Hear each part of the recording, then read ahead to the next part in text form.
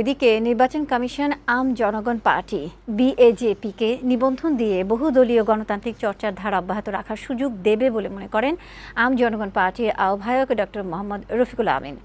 রাজনৈতিক দল হিসেবে নিবন্ধন পেতে আবেদন জমা দেওয়ার পর সাংবাদিকদের কাছে এমন প্রত্যাশার কথা জানান তিনি। প্রার্থ রহমানের প্রতিবেদন।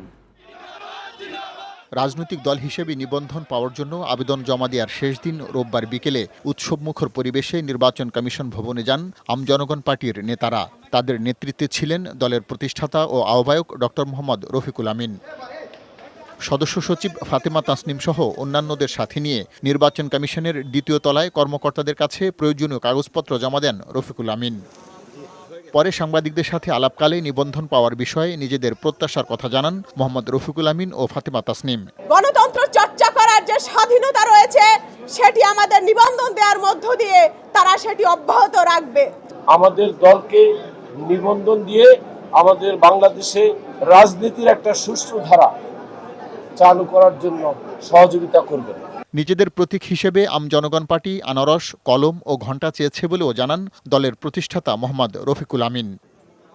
পার্থ রহমান, বৈশাখী সংবাদ, ঢাকা।